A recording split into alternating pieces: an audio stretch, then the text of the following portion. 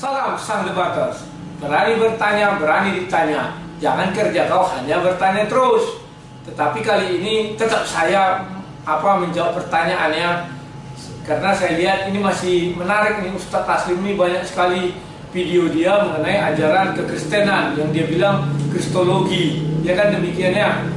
Dia memang kelebihan dia adalah dia berada di posisi di mana dia bisa melecehkan atau menghina umat Kristen, kitab suci Kristen sebebas-bebasnya, karena dia tahu ajaran Kristen. Yesus mengatakan kasihilah musuhmu, dan agama tidak perlu dibela, kitab suci tidak perlu dibela, Yesus tidak perlu dibela. Dia tahu sekali hal itu, makalah dia bebas berkata apa saja yang kita maklumi saja. Nah, andai kata dia berada di posisi kita, atau saya lah misalnya, membahas kitab suci Al-Quran seperti dia membahas Bibel itu, aku yakin ini kepala ini, leher ini kan masih terbuat dari daging ini ya. Tidak mungkin saya melakukan hal bodoh itu ya. Kenapa? Lihat aja lah, di negara ini 7 juta orang hanya melawan 1 orang, kan lucu kan, berjilid-jilid lagi. Oke, sudah, kita lupakan aja itu, anggap aja lah itu bumbu-bumbunya ya. Nah, sekarang kita dengar dulu video Ustadz Taslim ya, sebagai berikut. Tapi ada lagi jenis lain, ini yang biasanya tidak disebutkan Ibu Bapak. Kalau tadi kitab suci dari Allah, yang satu kitab suci hanya buatan atau karangan manusia saja. Yang ketiga ini kitab suci semula dari Allah. Tapi dalam perjalanan, sudah bercampur dengan ajaran manusia. Ini yang jarang disebutkan. Dan kenyataannya ini yang terjadi di agama Kristen. Semula kitab sucinya orang Kristen itu dari Allah. Baik itu Taurat, baik itu Injil, semula dari Allah. Tetapi dalam perjalanan, Taurat dan Injil yang sudah dijadikan satu namanya Alkitab ini tidak lagi 100% wahyu Allah.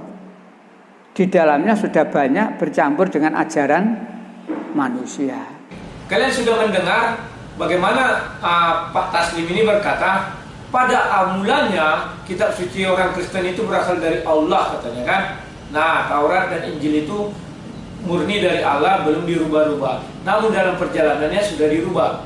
Pak Taslim, Anda katakan kitab Kristen ya.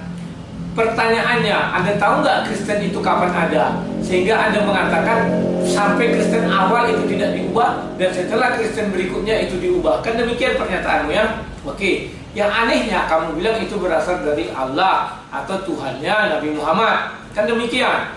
Maaf ya Pak Taslim, di dalam Bibel itu tidak ada satu kata pun ucapan Allah SWT. Tidak ada. Anda harus paham Pak Taslim bahwa Tuhan kita berbeda, tidak ada yang sama. Sekalipun di Injil, di Bibel itu dikatakan Taurat, Injil, ada ya, itu bukan berarti itu milik Tuhannya Nabi Muhammad. Tidak. Kami tidak kenal yang namanya Tuhannya Nabi Muhammad. Demikian juga Nabi Muhammad tidak kenal yang namanya Tuhannya orang Kristen. Itu perlu dipahami ya. Jangan kita silang-silangkan semua seolah-olah kita ini satu Tuhan, satu agama. Tidak. Kalau kita satu Tuhan, tidak mungkin kitab suci kita itu bertolak belakang ya.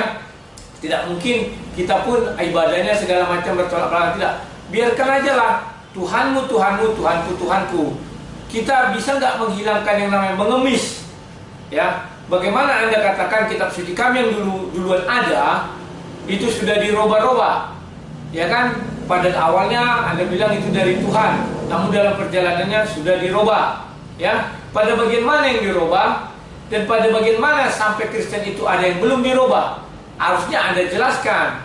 Sampai Kristen datang, misalnya pada abad sekian, tahun sekian itu belum dirubah. Pada tahun sekian, abad sekian baru dirubah, ya kan? Oke, paham maksud saya selasnya? Tanpa mengurangi rasa hormat, memang dari sudut agama kami Anda itu tetap keledai liar. Itu tidak bisa Anda bantah, itu ajaran agama kami.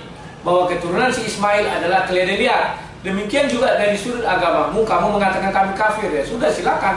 Kami nggak marah, tapi jangan marah juga ketika kami katakan kamu keledai liar. Keledai itu bodoh. Kayak Pak Taslim kan bodoh. Seolah-olah mengatakan Tuhan kita sama, ternyata nggak sama. Dan liar, pikirannya liar, memberontak dia kan, maka dia jadi kuat. Ada orang bilang kalian itu jadi kuat. Itu kalau kata baiknya. Kata nggak enaknya dia bodoh tapi pikirannya liar. Paham ya? Oke, sekarang kita dengar.